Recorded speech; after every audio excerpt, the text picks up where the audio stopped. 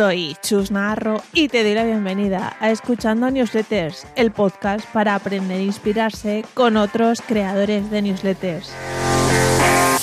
Chris Busquets es la creadora de UI from Mars o UI from Mars, una newsletter para diseñadores que buscan crecer día tras día. Bueno, y además es bloguera. Te aseguro que cuando escuches esta entrevista extraerás muchos aprendizajes y otros puntos de vista de cómo ver una newsletter. Y puede que incluso tú también te marques deberes para aplicar a tu newsletter. Y hablando de mejorar newsletters, déjame invitarte a que te suscribas a mi newsletter sobre newsletters. Apúntate y recibirás cada semana información, noticias y tendencias relacionadas con este formato, newsletters en las que inspirarte y tips de otros creadores para seguir creciendo tu lista de suscriptores. Entra en chusnavarro.com o apúntate desde el enlace que te dejo en las notas del programa. Chris Busquets, bienvenida a Escuchando Newsletters. ¿Cómo estás? Bien, muy bien. ¿Y tú cómo estás? Pues bien, deseando... no te conocía mucho así en persona, por así decirlo, en persona virtualmente. Hablamos por primera vez, o sea que estoy expectante de esta charla. Porque además te han mencionado varios newsletteros que ya he entrevistado, como Máximo Gavete y Oriol Ferré. Así es que, bueno, por fin ya podemos charlar tranquilamente sobre UI from Mars o, si lo escribís, chicos, UI from Mars. Ahora contextualizamos todo esto. Pero bueno, antes, cuéntanos un poco quién es Chris Busquets y por qué decidió lanzar una newsletter.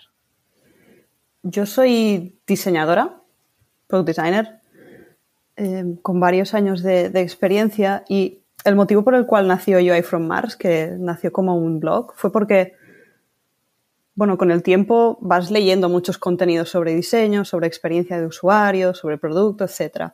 Y llegó un momento en que tomaba notas solo para mí y pensé, ¿qué sentido tiene que ya que hago todo el esfuerzo me lo quede solo para consumirlo yo? Entonces, bueno, como ya conocía más o menos WordPress, me monté una plantilla, me monté el blog y después pues saqué la newsletter.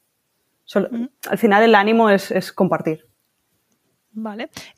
Creo leer por algún lado que ¿puede ser que lanzaste el blog en 2018 o fue antes? En febrero de 2018, sí. Vale. Y justo la newsletter, ¿esperaste mucho o surgió también como a la par, no? Creo que fue casi a la vez. Guay.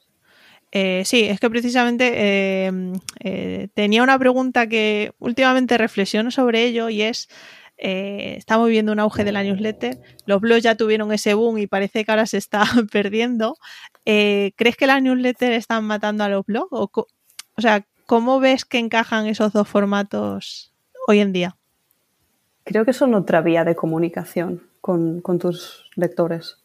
Al final, para mí, un newsletter no deja de ser una herramienta para compartir lo que escribo en el blog cada semana, pero también lo nutro con enlaces, con recursos, con otro tipo de contenido que pienso que pueda ser útil para las personas que están leyendo el correo.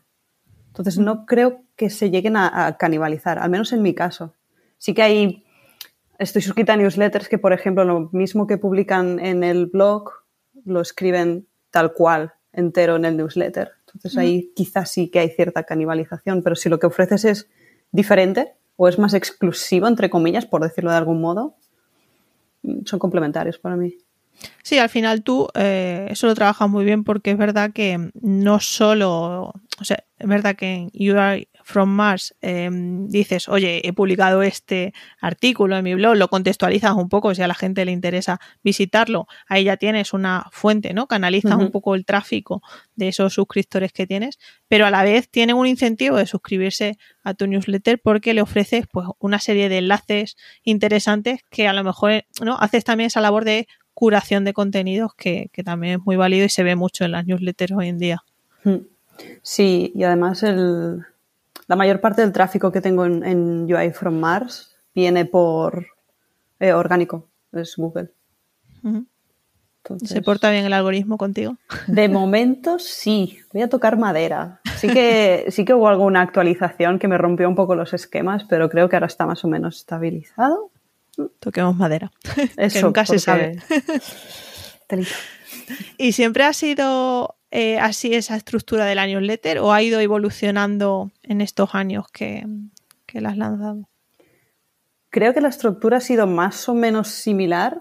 Lo que pasa es que con el tiempo he ido añadiendo contenidos o tipos de diferentes formatos de contenido, mejor dicho. Uh-huh. Creo que al principio solo enviaba el texto introductorio, el artículo, la despedida y ya está. Y después, pues eso, fui incluyendo lo que te decía antes, los contenidos de otros blogs y otros formatos. Uh-huh. Me he repetido mucho, pero creo que te va a servir.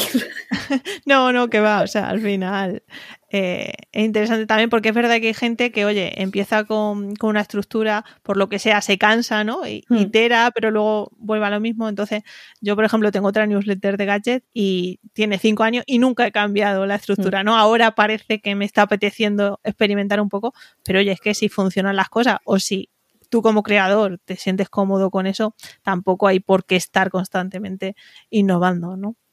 Sí, además, periódicamente suelo enviar una pequeña encuesta a los suscriptores de la newsletter, también para calibrar un poco cómo se sienten con el contenido, qué les sobra, qué les falta, conocer un poco más su opinión y también conocer hacia dónde podría iterar la newsletter.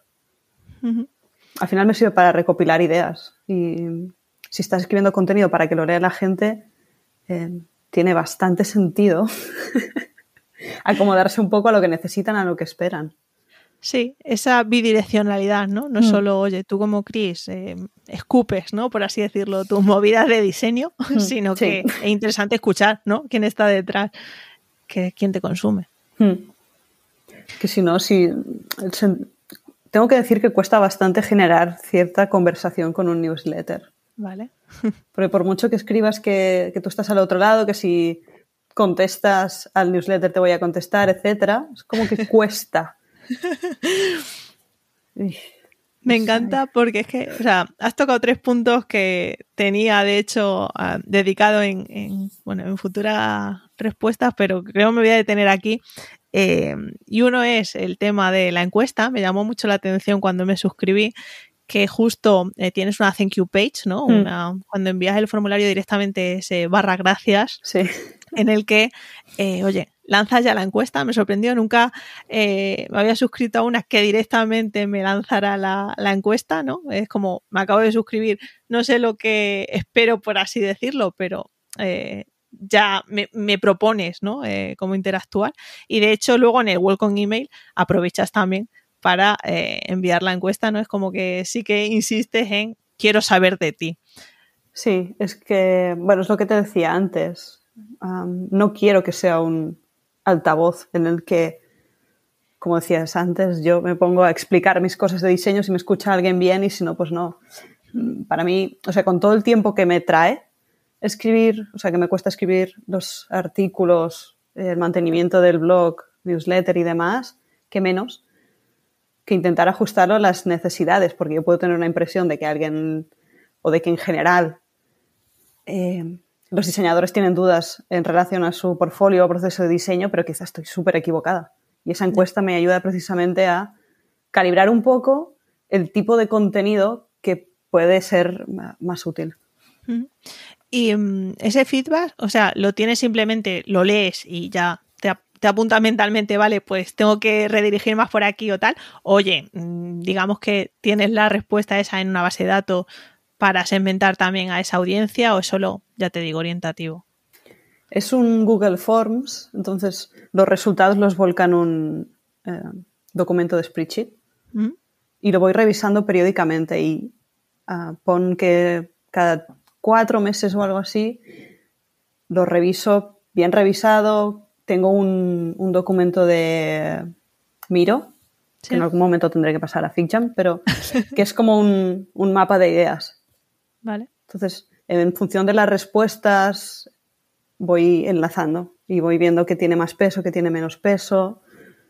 Y al final intento representar de forma visual lo que es una tabla de Excel.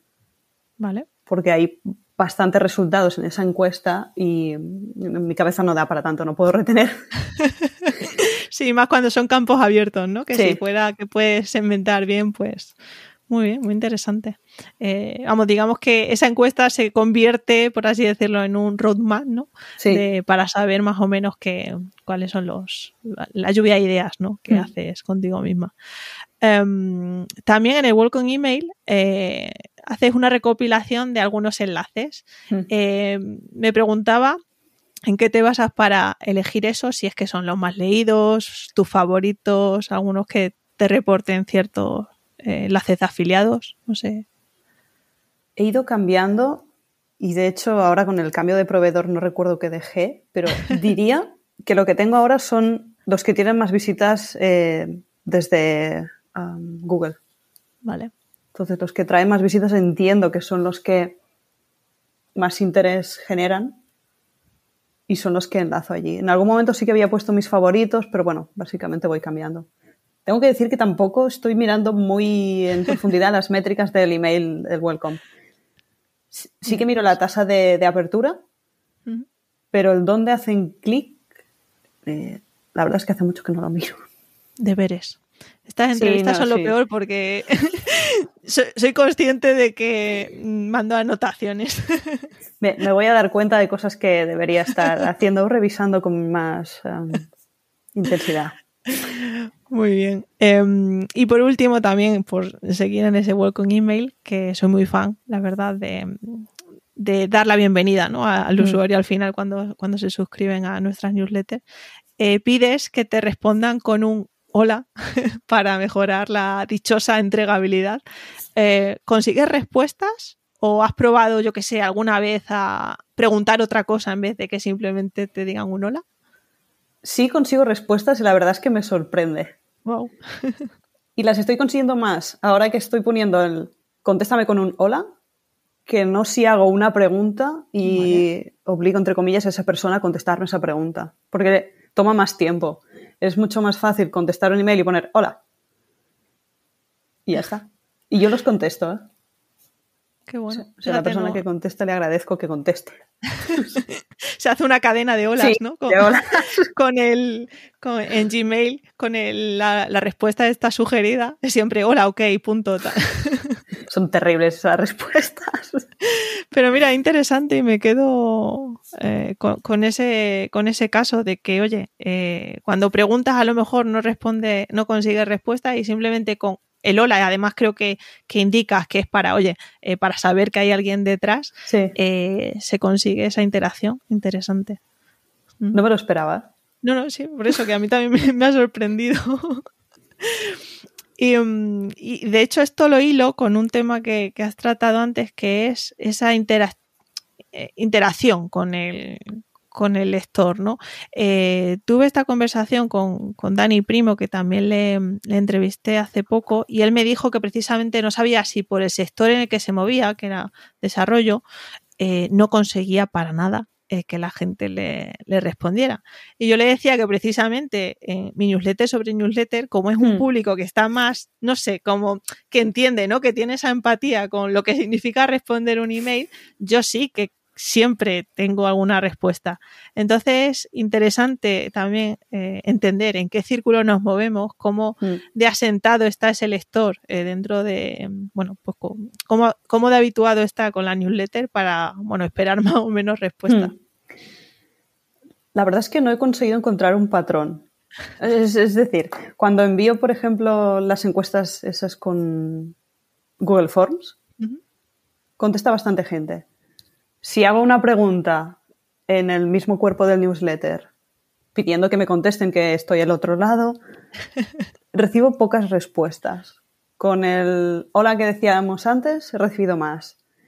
Y, por ejemplo, la semana pasada que envié el primer newsletter con MailerLite, que pregunté sí, creo que pedí, mejor dicho, que si veían bien el correo me lo dijeran, o si veían algo roto o lo que sea, también hubo gente que contestó. Entonces no tengo muy claro el qué tengo que preguntar, cómo, en qué momento y en qué formato. Es un poco sorpresa. Puedes probar incluso a, yo qué sé, no sé si echas la quiniela, pero, oye, tengo dudas de de si poner 1x2 responde, ¿sabes? A lo mejor así también. Con cosas cortas y concisas se consigue más interacción. Parece que sí, o si pides feedback explícitamente, como en el caso del último correo, sí, pero si haces como reflexionar más, recibes menos respuestas. Supongo que quizá en el momento en el que lees el newsletter tampoco es el momento en el que quieres contestar esa pregunta, piensas hacerlo después ya no lo haces y todas esas muchas cosas. Variables. Hay tantas que yo lo pruebo, ¿sabes? O sea, cuando digo, mira, me gustaría que alguien contestara a esto, yo pongo la pregunta. Si contesta alguien, genial, y si no, pues nada, pues no era la manera. Grillos. Sí. Muy bien. En cuanto a tu proceso para crear la newsletter, si no me equivoco, es semanal, la envías los viernes. Sí. Me alegra saber que hay una persona que no la envía los domingos. Sí, o sea, es terrible el colapso de newsletters de los domingos. La operación salida, como dice Alex Barredo. Y bueno, no sé si hubo algo en tu cabeza, alguna estrategia detrás que dijeras, no, los viernes porque me apetece, ¿fuiste probando o cómo fue eso? Sigo mandando el newsletter el viernes a las 2 desde siempre. Vale. Y hay... Bueno, podríamos decir que tiene un porqué. Y es porque antes de estar en Hola Luz estuve trabajando en una agencia de publicidad que los viernes teníamos horario intensivo. Entonces pensé, mira, termino, mando el newsletter y ya me voy para casa. Y fin de semana. Sí, o sea, para mí era el razonamiento era este porque me iba bien, y el otro es, bueno, termina la jornada laboral, te voy a mandar algo para que puedas leer ahora o durante el fin de semana. Uh-huh. Y ahí se quedó. Bueno. Tengo que decir que me da miedo probar otro día ahora. Es que siempre da miedo probar nuevas cosas. O sea, tendría que probar, de hecho no sé si con MailerLite se puede, el entregar en diferentes horas según el país. Porque claro... Creo que sí, que hay una opción de geográficamente segmentar, o sea, dividirlo. Lo miraré, porque... A ver, yo empecé el newsletter sin pensar que se podía suscribir gente de Argentina, de Chile. Y claro, yo lo mando a las 2 de la tarde de un viernes de aquí, de España Península, pero no sé ni qué hora es allí y no sé qué hora lo reciben. O sea, ya. Igual podría ajustar un poco esa parte. Pero más allá de eso, el viernes a las 2 fue porque me venía bien, ¿no? No qué reflexioné nada. ¿Tienes mucha gente del otro lado del charco? Bueno, aproximado. Tengo bastantes. A ver, a nivel de visitas en el blog que vengan de Google, si no recuerdo mal, creo que un 60% es de España y el otro 40% es bastante... Sí, creo que es Latinoamérica, la mayor parte. Sí que hay países europeos por ahí sueltos, pero podríamos decir 60-40%. Y el newsletter diría que 3/4 de lo mismo. Sí, bueno, tiene sentido, ¿no? Que se alinea un poco así. Vale, has dicho que empezaste mandándolo a las 2 porque, bueno, se acaba la jornada laboral. No sé si esto tiene también relación con lo que tardas en hacer tu newsletter y las horas que le dedicas. Igual le dedicabas la mañana del viernes, que suele ser más distendida a hacerla, o cómo te gestionas esa parte. El newsletter trato de tenerlo listo el jueves por la tarde o jueves por la noche. Entonces, no quiero ni contarla de veces que he estado los jueves a las tantas de la noche tratando de acabar el newsletter para que después solo sea enviar o incluso programar el envío. Ese es el ideal. Hay días que no pasan porque ya llevo 4 años y la vida pasa y ya hay semanas que van un poco más justas, pero es eso. O sea, ¿te bloqueas la tarde del jueves o vas haciéndolo durante la semana? Si tengo huecos lo hago durante la semana. Si no, sé que por narices, el jueves por la tarde tengo que dedicar tiempo a ello. Vale, porque claro, el proceso para hacerla entiendo que es hacer el post, que sí que eres bastante constante en cuanto a publicación. Y luego, no sé si usas una herramienta para recopilar esos enlaces que luego curas, o eso, bueno, digamos que como a lo largo de la semana vas leyendo cosas, bueno, pues simplemente dices esto va para la newsletter y listo. Durante mucho tiempo me fié de mi memoria, pero decidí que era demasiada carga mental, entonces empecé a utilizar Pocket. Vale. Lo tengo en el navegador y como consumo mucho contenido sobre diseño, sobre producto, pues los enlaces que me parecen interesantes los guardo ahí con un tag newsletter. Vale.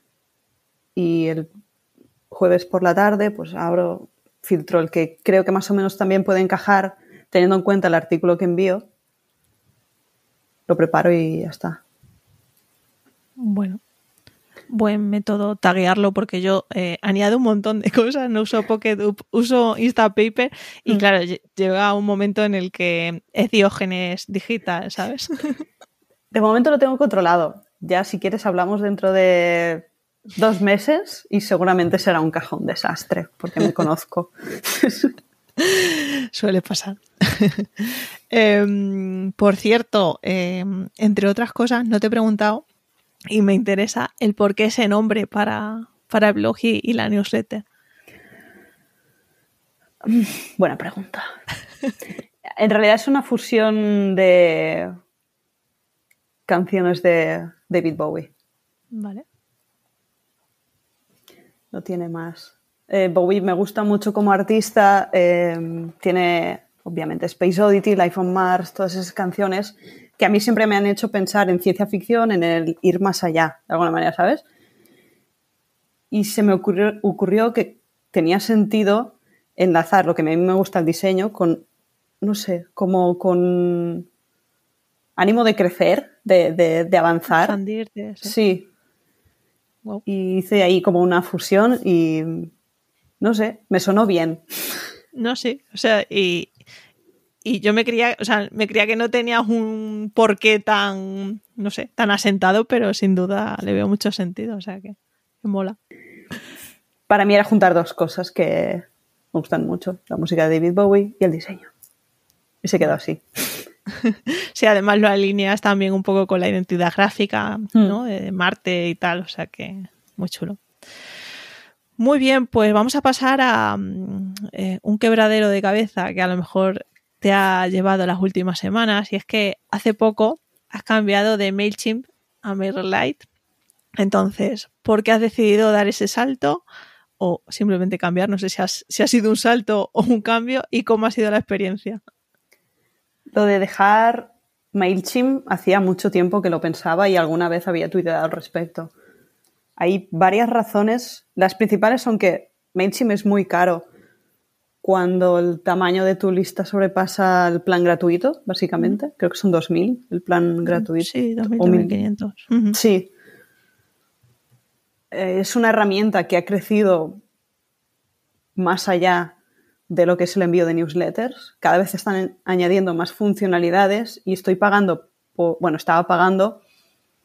por funcionalidades que no iba a utilizar nunca. El coste también se dispara bastante porque creo que estaba pagando alrededor de 70 y algo euros al mes, que me parece una barbaridad. Sí.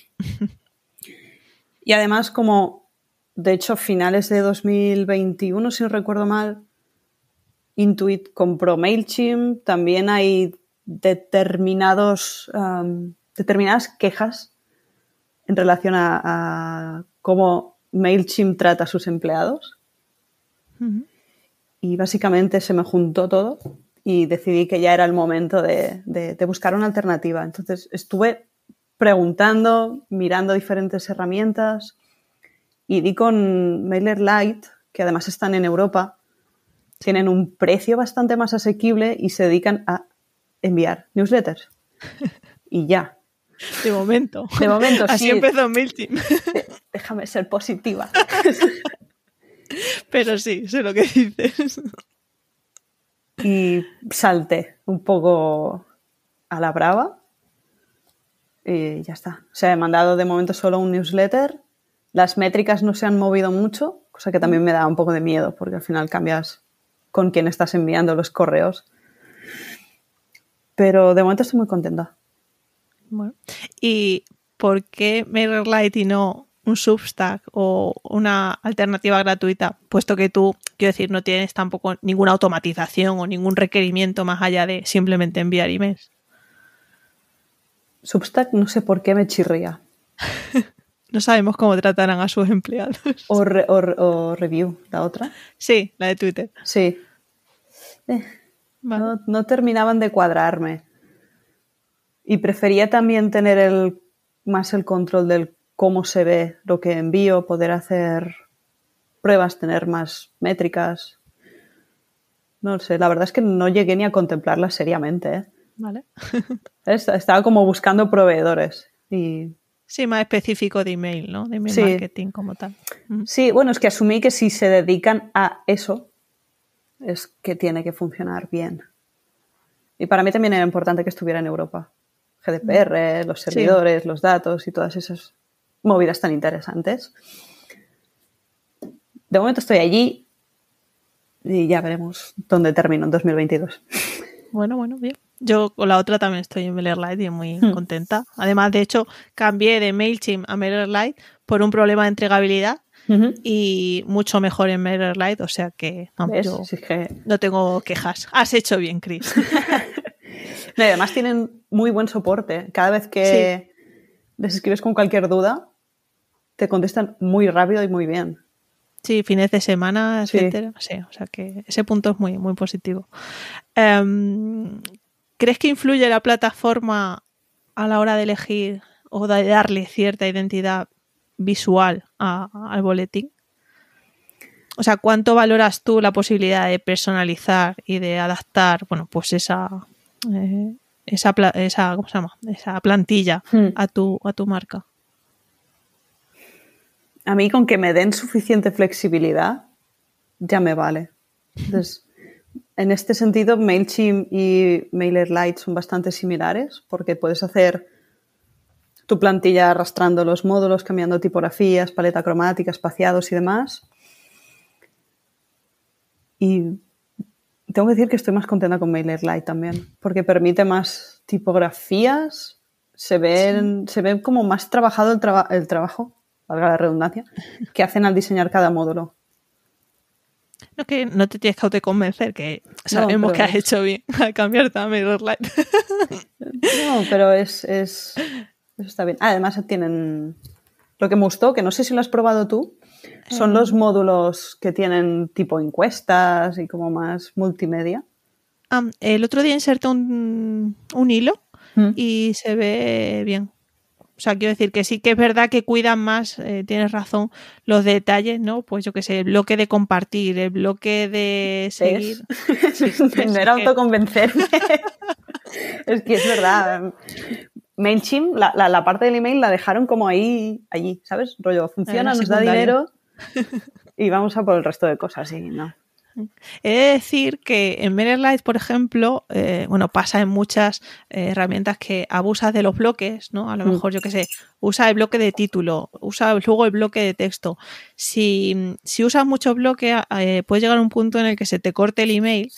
Entonces, claro, ya el enlace de baja, por ejemplo, no aparece, etcétera. Entonces, en esos casos, yo siempre recomiendo que que ese título se ponga mediante código HTML dentro del bloque, porque, se ahorra cierto espacio. Y es que a mí me he peleado muchas veces y hasta que di con ese tip, pues que sirva este consejo por si se os corta el email en la previsualización.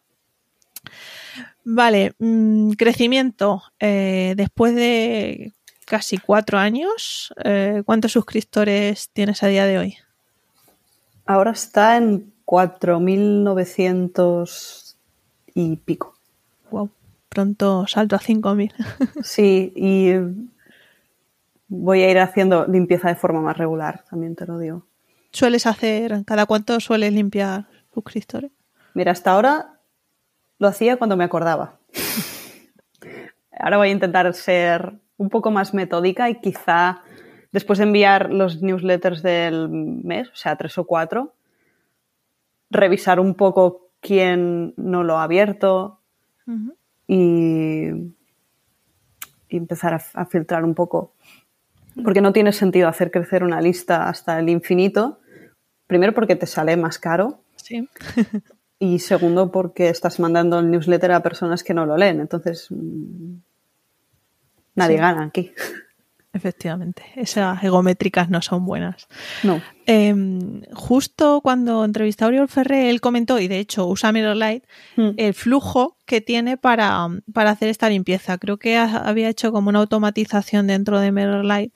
Entonces a los suscriptores, toma nota, a los suscriptores que yo que sé, que hacen a lo mejor 6 envíos o X meses que no te abren, los mete en un grupo, los impacta con un email de oye, ¿realmente quieres abrirme? Y si no, digamos que los limpia.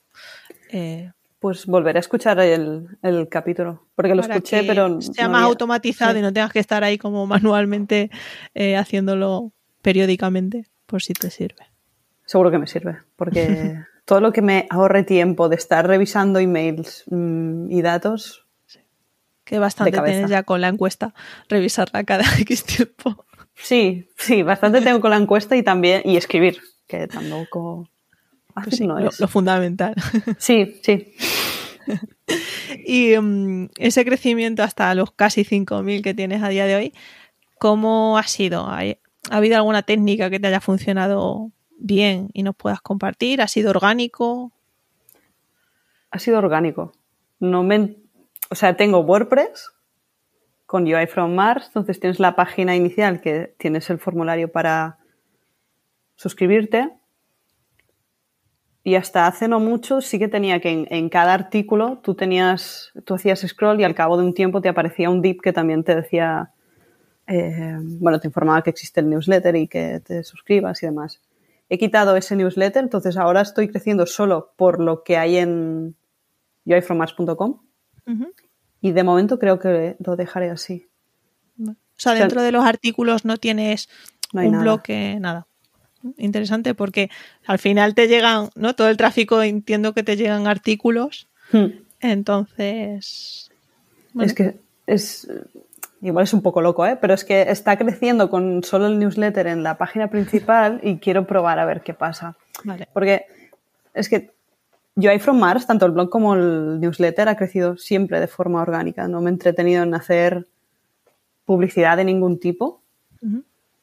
Y es lo que de momento continuaré haciendo. No, bueno, si te funciona así, no hay mejor crecimiento que el boca a oreja, ¿no? Y las recomendaciones y lo orgánico, o sea que mis 10 en ese sentido. Y al final es, con esto, con lo que te decía, o sea, durante 2021 he tenido el formulario al inicio y sí que tenía los de los artículos y creo que gané 2.000 suscriptores en un año. No está mal. No. Y quiero probar a ver qué pasa si solo, no sé, pero que no estoy haciendo nada, o sea... No, ya, pero... ¿Y tienes medido el porcentaje de conversión, me refiero a, de todas las visitas que tiene la home o los artículos? Mira, una cosa buena que tiene MailerLite, jolín, parece que me paguen. Es que... Sí, que te dice el porcentaje, ¿no? Según los impactos, te da ya esa métrica. A mí también me gusta mucho eso. En los formularios, entonces tengo la conversión del único que tengo ahora es del casi el 10%. Wow. Pues sí, normal que crezca 2.000 suscriptores en un año. De momento se queda ahí. Es que creo que este año quiero centrarme más en la calidad que no en ir incrementando los números. Entonces, si crece, bien, pero no voy a hacer foco allí. Sí, que sea una consecuencia, ¿no? Del trabajo. Es que si no me vuelvo loca, me conozco, porque voy a empezar a leer artículos, referencias, case studies de que si el newsletter, que si la secuencia de emails, que si no sé qué. Y me voy a pasar el día enganchada a Analytics y no quiero tampoco. Bueno, tú con que te escuches este podcast cada semana, yo creo que ya ahí te darán ciertos tips. Seguro que sí. También tenía una duda porque Joroba haces un estudio anual, ¿no? Sobre salarios de diseño. El famoso estudio, sí. UI, UX. Y no sé si bueno, probablemente me esté respondiendo yo con un no, pero bueno, si notas un incremento de suscriptores cuando, bueno, lanzas ese estudio y tiene cierta viralidad, ¿cómo impacta, ¿no? Hacer un contenido así un poco más manual, por así decirlo. Impacta más en seguidores en Twitter. O sea, impacta más en el dónde se viraliza. Si el artículo se viraliza en Twitter, gana seguidores allí. Si pasa en LinkedIn, gana seguidores allí. Y en cuanto al contenido en sí, en el blog, sí que me trae visitas de gente que busca salarios en Google, pero no he notado un incremento especial. Y mira que este año fue un poco movido con el artículo. Vale. Es que no, sí que he notado que, bueno, a ver, se sabe que siempre los estudios, porque a mí me pasó con el de newsletters, que al final es como, vale, si esta persona habla de esto, bueno, me tengo que suscribir a su newsletter, ¿no? Porque entiendo que voy a encontrar más contenido sobre esto. Por eso, bueno, te preguntaba si habías notado cierto incremento en los suscriptores a raíz de eso. Sí que hay gente que me conoce como la chica que hace el estudio de los salarios. La del estudio. Pero más allá de esto. Bueno. Chris, la de los salarios. Sí, lo pondré en mi, no sé, la descripción de Twitter. From Mars. Sí. Salarios from Mars. No me decidas para dominios, que soy un desastre con esto. Y en tema de distribución, ¿sueles compartir tú la newsletter? ¿La mantienes cerrada? ¿Los propios suscriptores también, oye, se hacen eco y la comparten? ¿Cómo es este tema? Es algo que no he explorado todavía. La newsletter por ahora se ha quedado siempre en la bandeja de quien la recibe. ¿Vale? No he insertado nunca ningún módulo o enlace de compártela en Twitter si te ha gustado o compártela en LinkedIn o donde quieras. Sí que he visto que tú lo haces, sé que Jaime Mesa también, pero... Es que yo no tengo 5.000 suscriptores. No, pero... No, porque al final... creo que para también conseguir que crezca un poco, ¿no? Y impactar a esa gente que sí que está interesada en el tema, yo sí que apuesto mucho al principio por, oye, que se comparta para que si llega gente, ¿no? La serendipia digital, que pueda llegar a gente que le interese, entonces por ahí captar suscriptores. Por eso defiendo, ¿no? O soy muy fan de, oye, pone el botón de compartir porque no solo se quede en la bandeja de entrada. Lo acabaré probando. No sé, solo por ver qué pasa. Que al final después... No, era porque cuando me puse un poco a preparar la entrevista, me fui puse el hashtag de la newsletter, digo, a ver si se comparte o incluso en la cuenta, y no vi mucho movimiento. Por eso tenía esa duda de cómo hacías, si la incentivabas la distribución o la compartición o no. Es que conceptualmente se me hace raro el hecho de que alguien, digamos, me dé, entre comillas, su email, yo le envíe algo, pero también lo haga público sin que haya ese paso intermedio de suscribirse. Ya. ¿Sabes? Entonces, creo que para mí tiene más sentido el dejarlo como algo privado, entre comillas, que solo tienes tú porque tú me has dado tu email o, bueno, te has suscrito a UI from Mars. Entonces, eso es solo para ti o solo para las personas que han hecho este paso. Movidas. No, sí, o sea, entiendo ese punto, pero a la vez eso, le veo un límite para crecer y retroalimentar. No sé, es curioso el tema. Sí. Y además, la naturaleza de la newsletter o del newsletter es ser cerrado, ¿no? Es como tú has dicho, que lo reciba la persona que se ha suscrito, punto. Lo que pasa que hoy en día tenemos estas plataformas abiertas, ¿no? Substack, Reweb, tú puedes consumir contenido sin necesidad de apuntarte a esa newsletter, cosa que te perjudica si quieres crear una audiencia y contactarles directamente. Pero bueno, no sé, es interesante todo lo que se está cociendo hoy en día con este tema. Y en cuanto a tasa de apertura, ¿en cuál te mueves y qué métrica, pues no pierdes de vista cada vez que le das a enviar tu newsletter?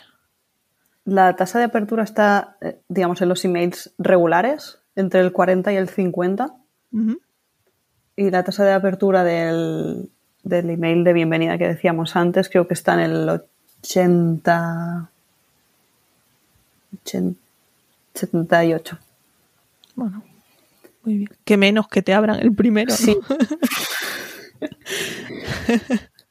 Y métricas que miro, la verdad es que muy pocas. O sea, miro la tasa de apertura y que crezca un poco la lista de semana a semana, pero no miro mucho más. O sea, obviamente sí hacen clic en los enlaces que tiene el newsletter, pero no es algo que miro, digamos, si envío el newsletter el viernes, no estoy el lunes revisando ahí. No, yo lo envío y... Es que es el proyecto que... O sea, UI from Mars para mí es muy accidental, es que siempre lo digo, porque no tengo ningún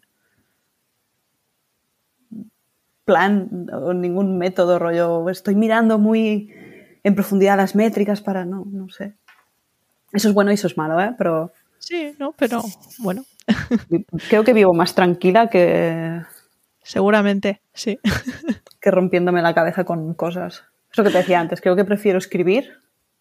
Sí. Y si alguien encuentra valor en lo que escribo, que lo lea, que lo comparta, que se suscriba al newsletter y ya está. Me fío mucho del orgánico. Hacer. Sí. Por cierto, ahora que te has mudado a MailerLite, tengo una buena noticia para ti, y es que cada mes te envían un resumen con las métricas claves, ¿no? Pues cuántos suscriptores has conseguido ese mes, tasas de apertura, o sea que no tienes que estar cada lunes mirando esas métricas porque te lo mandan. Si es que me facilita más la vida. Que sepas que voy a mandar este episodio a los de MailerLite a ver si nos dan algo, ¿vale? Sí, vale. Luego repartimos y ya está. Sí, no sé, me he como centrado mucho en la herramienta, pero es que me está yendo bien. No hay más. Eso es lo importante. Antes de entrar al bloque de monetización, suelo hacer al final una pregunta ciega, ¿no? Es decir, que tú le dejes una pregunta, la que sea, al próximo invitado o invitada, relacionado sobre todo sobre newsletter. Pero antes de grabar, Enoch, un oyente, me ha planteado algo más interesante, y es que tú también seas la que respondas esa pregunta que le lanzas al siguiente newsletter. Vale. Así es que, bueno, te lanzo la del anterior, ¿vale? Que decía: ¿te arrepientes de ser creadora de contenidos o de haber lanzado este side project? No, porque creo que es algo que forma parte de mí. UI from Mars no es el primer proyecto que tengo, no es el primer blog que tengo. Y si no tuviera UI from Mars o se fuera al carajo el proyecto entero, seguramente al poco tiempo estaría escribiendo otra vez otra movida relacionada con diseño. Me sale, simplemente. Entonces, no me arrepiento. Al revés.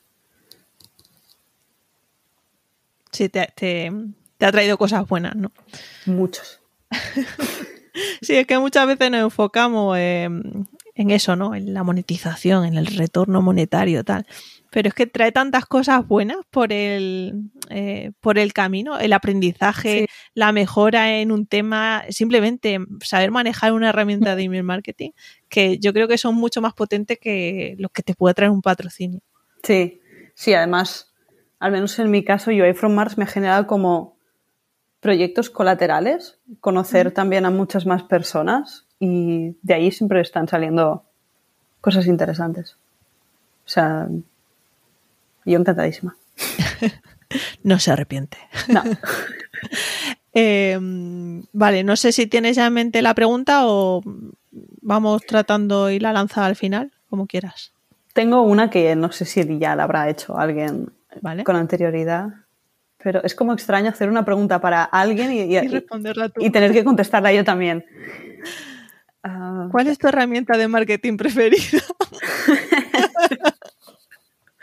Ay, qué pasión por MailerLite. No iba por ahí la pregunta. De hecho, era: ¿cómo ves tu newsletter en 6 meses? Vale. No la habían hecho. Bien. Y ahora tengo que contestarme yo.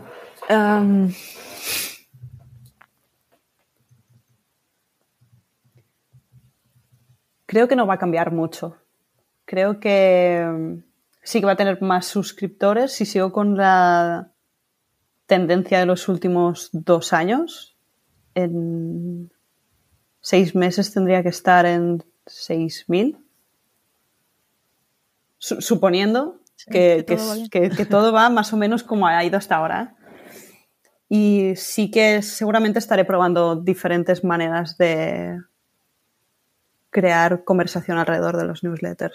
Sea con preguntas que decíamos antes o probando módulos que permitan recibir feedback o generar algún tipo de conversación. Bueno, siempre te quedará el hola. Sí. Sí. No sé, lo de los 6.000, si llego a 6.000 en 6 meses, hablamos. Te traigo otra vez, sí. Se cumplió la profecía. ¡Buah, qué presión! Ahora que no he ido mirando métricas en meses. Y ahora, bueno, con el correo que te mandan mensualmente ya lo irás viendo. Vale, y ahora eso, el tema money. Actualmente, ¿cuál es el modelo de negocio? Bueno, ¿qué vías de monetización tienes con UI from Mars?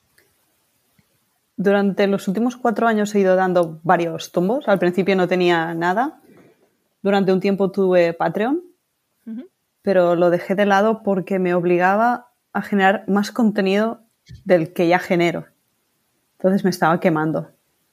No tenía mucho sentido el monetizarlo de esta manera. Porque si el contenido que hago ya es gratuito, es como más. Eso no me estaba dando o sea, no me compensaba. Pasé después a Buy Me a Coffee y recientemente cambié a Coffee. Eso es la vía principal. Lo como comunico. Apoyos puntuales, entiendo, ¿no? O crea cierta recurrencia. Lo pongo en cada newsletter. En UI from Mars está repartido en algunas páginas. Pero sí, es más puntual. Sí que hay gente que, digamos, dona dinero de forma recurrente, que con Coffee se puede. Pero es una sorpresa. A veces envío un newsletter y no pasa nada, y a veces hay alguien que por lo que sea decide apoyar el proyecto y donar. Que estoy infinitamente agradecida por ello. Y luego están los patrocinios, que no es algo que esté buscando activamente, porque además suelo trabajar más con escuelas de diseño que no empresas y productos como tal. Bueno, y ofertas de empleo también. Cuando hay alguna empresa que está buscando perfiles de diseño de producto digital, sean juniors o seniors, muchas veces me escriben porque les funciona bien. Claro, muy nicho. Y claro. Sin duda. O sea, digamos que antes que salir tú, directamente te contactan, ¿no? Porque he visto que tienes un Airtable para el tema de la disponibilidad, el contrato y la contratación. Pero vamos, supongo que ya conociéndote te escriben Chris@UIFromMars y listo, ¿no? Sí. Lo de esa página hasta no hace mucho era estática, simplemente tenía el contenido y si quieres algo me escribes. Pero me picó con las herramientas no code. Conocí Airtable y me lié la manta a la cabeza y me lié a hacer la tabla esa y el formulario que comentas. Pero es eso, no es... Yo estoy contenta con cómo está funcionando el proyecto. Si buscara incrementar la monetización ya otro gallo cantaría. Otras cosas. Sí, es que sí, haría otras cosas, más que dejar el proyecto correr. Su amor. Sí. Flotando en el universo. Sí, hacia Marte está yendo, está para allá.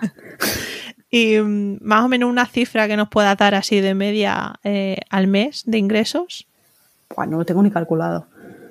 Porque claro, en Coffee entiendo que son aportaciones mínimas, ¿no? Sí, son espontáneas y suelen ser entre 2 y 10 euros más o menos cuando alguien aporta. Y no sé decirte el promedio mensual. No lo sé. Bueno, ¿te daba para pagar MailChimp o no? Sí. MailerLite. MailerLite. ¿Y antes MailChimp, que era más sí. caro? Vale, bueno, pues entonces no está mal. Es que creo que mi única máxima con UI from Mars es que no me cueste dinero. O sea, si con esas aportaciones... que te cuesta tiempo, ¿no? Claro, es que no puede, o sea, ¿sabes? Una tiene un límite. Y eso, y si entre las aportaciones y los patrocinios consigo pagar, pues eso, el MailerLite, DigitalOcean, que es donde tengo el WordPress instalado y todo eso, y el dominio, ya está. Seguiré. Mantenerse. Le planteé el mismo caso a Máximo también, que él también usa Ko-fi. Y depende en qué círculo te muevas, ¿no? Se ve esto de Ko-fi, de Buy Me a Coffee, como, entre comillas, limosna digital. Es decir, en España no está tan asentado, ¿no? Digamos que es verdad que en Estados Unidos abres una página web de un maker y te está pidiendo que le dones dinero. No sé cómo lo ves tú, entiendo que no lo ves así porque lo tienes implementado, pero no sé si te has planteado alguna vez hacer un contenido más exclusivo, bajo pago, en vez de tener este tipo de donación. Lo he pensado algunas veces en hacer cursos o mini cursos y incluso un Discord o un Slack o una movida de estas, pero de momento prefiero dejarlo así. No lo veo como una limosna porque al final la gente que decide donar dinero es porque valora el trabajo que estás haciendo, que lo haces gratis, y la forma que tienen de darte feedback es de esta manera. Es que limosna además suena muy negativo. No sé, que ya te digo que yo en el círculo, yo que sé, marketing, más creadores de contenidos que en verdad pedimos, ¿no? Porque se pague por el trabajo y las horas dedicadas. Alguna vez lo he escuchado y por eso lo pongo siempre entre comillas, ¿no? Para que se entienda que es un pago sin nada a cambio directamente. Sí que es un apoyo a todas las horas que dedica, pero digamos que no es obligatorio para consumir ese contenido. Por eso te comentaba que me dieras tu opinión. Esa es. Vale. No, por eso que ya me has respondido. Vale, y para ir terminando, 2 preguntas. Bueno, una, porque la pregunta ciega ya la has dejado. ¿Cuáles son tus newsletters imprescindibles? Esas que llegas a la bandeja de entrada y, oye, no dices para luego, las tengo que leer ya. Creo que tengo 2. Uno es Onos, de Máximo. Y el otro se llama Libra y es de Pau Aguilar. Que no sé si se lo han te suena una vez por aquí. No lo he leído, lo tengo pendiente porque también le han mencionado varios newsletteros, o sea que le tendré que invitar próximamente. Sí, no, está genial el trabajo que hace Pau. Además, ambos creo que están en Substack. Sí. Si mal no recuerdo. También el caso interesante de Máximo, cómo cambió él de MailChimp a Substack. Por eso te lancé la pregunta a ver si tú la habías valorado. Al final depende un poco de la razón la razón por la cual estás haciendo ese proyecto y el sentido que tenga el newsletter para ti. Para mí, como te decía, si es algo privado, entre comillas, lo dejaré allí. Si quisiera que fuera algo público, que además pienso que seguramente me canibalizaría el blog. El blog, sí. Lo tendría en Substack. Sí, en tu caso, en ese sentido es verdad que está bien pensado para no canibalizar contenidos. Sí, era como que si no Google te mete el azote. Exacto, y yo a Google lo que necesite. Muy bien, Cris. Pues oye, creo que hemos tratado todo lo que tenía y muchas más cosas que han ido surgiendo. No sé si crees que me he dejado algo en el tintero, algo que te gustaría comentar. Dejaré el enlace para que todos se suscriban, todos aquellos que estén interesados. Pues no mucho más. Gracias por invitarme y gracias por esta conversación porque, como decías antes, me voy a llevar deberes. Y me has hecho pensar en algunas cosas que quizá tendría que ajustar en UI from Mars. O sea, que mira, Eso que me llevo también. Beneficio mutuo. Además, piensa que si lo hace, a lo mejor llegas antes a esos 6.000 dentro de 6 meses. Jolín, ahora me he puesto la presión yo misma. Públicamente. Sí. Esto no lo edito, ¿eh? No tengo remedio. Bueno, a ver qué pasa en medio año. Ya, si quieres, hablamos y a ver en qué número estoy. Muy bien, pues lo dicho. Gracias por compartir este ratito conmigo. A ti. Bueno, pues aunque haya podido parecer que este episodio ha sido patrocinado por MailerLite, nada de eso. Ha sido genial hablar con Chris y bueno, ya has comprobado lo maja que es. Te prometo que era la primera vez que hablaba con ella y bueno, parecía que nos conocíamos de toda la vida. Aparte de esto, bueno, a lo que vamos, espero que te haya sido útil esta entrevista para conocer otro punto de vista y de entender la newsletter como un formato más para compartir y no tanto para monetizar y ganar dinero directamente. Y hablando de dinero, antes de despedirme, quiero invitarte a echar un vistazo a Creando Newsletters, el hermano mayor de este podcast. Es un podcast premium más una comunidad de newsletteros en los que compartimos preocupaciones, noticias y conversamos sobre nuestras newsletters. Además, cada semana en ese podcast de pago me permito profundizar en otros temas que me dejo a medias en la newsletter en abierto.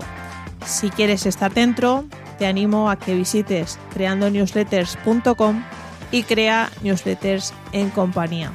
Hasta la semana que viene, nos vemos en el inbox.